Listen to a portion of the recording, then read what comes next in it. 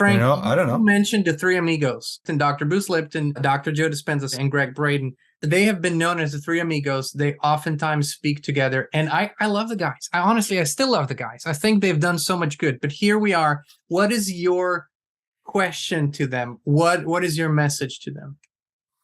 Well, that is the message right there. It's like, look, you're saying all these things about evolving human consciousness, and you're teaching all these methods where we can get centered in ourselves and where we can, overcome our fears, we can overcome mental blocks, we can overcome health crises.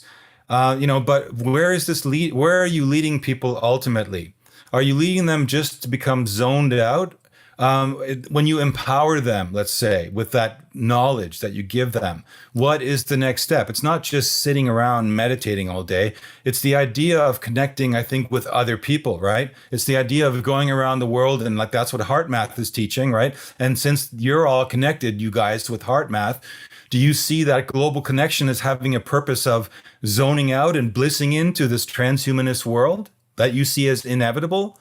Or do you see it as a way to, hey, get healthy, get wise, and get critical of the system around you, which is forcing you into a digital prison, which is creating a future humanity, which will basically mean the extinction of the biological human being that we have around us right now within, as Yuval Harari said, the next 100 years. Are you aware of it? And what are you doing about it? Are you speaking out about it? Are you willing to put everything on the line, your reputation, your money, everything, because you want to get this message out to millions of people, not to buy into the noosphere in the sense of an artificial synthetic Christ consciousness? Or are you just happy writing books and making your money and going home at the end of the day and not caring because you have your little patch of heaven somewhere, right? I mean, that's the question here, because they have a responsibility with millions of people, just like we have a responsibility talking to the people, to the audience right now.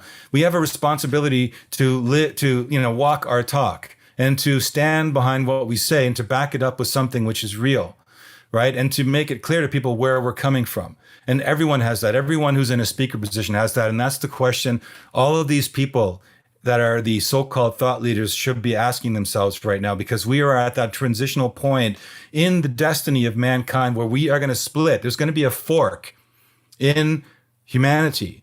One way is going to lead us down into the noosphere-based artificial world, and one way is going to shed that world and use, salvage what's useful to assist us, but only in the sense that we want to maximize our biological existence. Our quantum evolutionary leap is going to happen on our own DNA level, not manipulated through some artificial means.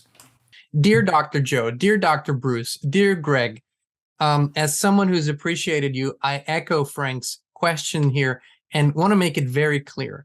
Please come out and say, I support the organic evolution of mankind through consciousness, through meditation, through natural eating, through living in harmony with nature, through all these techniques that you've been talking about and teaching others.